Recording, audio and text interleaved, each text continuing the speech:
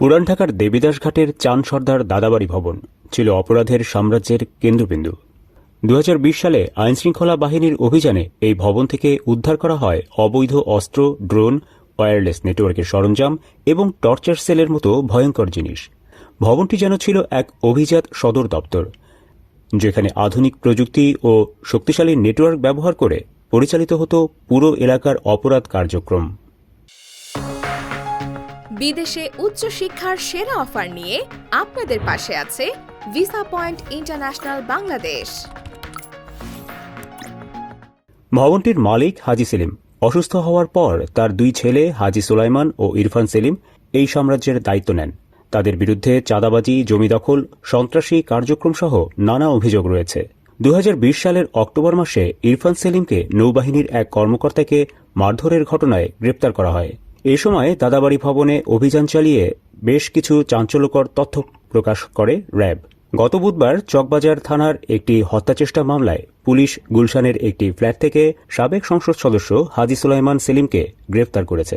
Police জানায়, সুলাইমান সেলিমের বিরুদ্ধে পুরান ঢাকার বিভিন্ন জায়গায় চাঁদাবাজি এবং সন্ত্রাসী কার্যক্রম পরিচালনার অভিযোগ রয়েছে। লালবাগ বিভাগের উপকমিশনার জসিম উদ্দিন বলেন, সুলাইমান পুরান ঢাকার বিভিন্ন এলাকায় চাঁদাবাজ ও দখলদারদের একটি গ্রুপ নিয়ন্ত্রণ করতেন।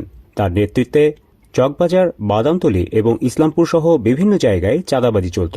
হাজি সেলিম তার রাজনৈতিক প্রভাব এবং বাহিনীর সাহায্যে পুরান ঢাকার বিশাল সম্পত্তি দখল করেছিলেন। তালা হাজি নামে পরিচিত তিনি। তার পৃষ্ঠপোষকতায় গড়ে উঠেছিল ভয়ঙ্কর এক চাঁদাবাজ ও সন্ত্রাসী বাহিনী। এছাড়া সেলিমের নেতৃত্বে নির্মাণ করা হয় বহু বাণিজ্যিক ভবন ও প্রতিষ্ঠান। তবে এর পেছনে রয়েছে জবরদখল এবং চাঁদাবাজির কালো ছায়া। তার বিরুদ্ধে দুদকের অনুসন্ধানে বেরিয়ে এসেছে বিপুল পরিমাণ বেনামি সম্পদের তথ্য। পুরান ঢাকার সাধারণ বাসিন্দারা এই পরিবারের সন্ত্রাসী কার্যক্রমের অবসান চায়। নতুন করে হাজি সেলিম এবং তার পরিবারের বিরুদ্ধে আইনশৃঙ্খলা বাহিনীর অভিযান ও গ্রেপ্তার উদ্যোগ প্রশংসিত হচ্ছে। এই ছিল দাদাবাড়ি ভবন ও এর নিয়ন্ত্রণে পরিচালিত অপরাধ সাম্রাজ্যের বাস্তব চিত্র। আমাদের এই প্রতিবেদনটি তথ্যবহুল মনে হলে লাইক, কমেন্ট এবং শেয়ার করতে ভুলবেন না। আরও এমন গুরুত্বপূর্ণ খবর পেতে আগামী সকাল চ্যানেলটি সাবস্ক্রাইব করুন এবং সবার আগে আপডেট পেতে পাশে থাকুন। ধন্যবাদ।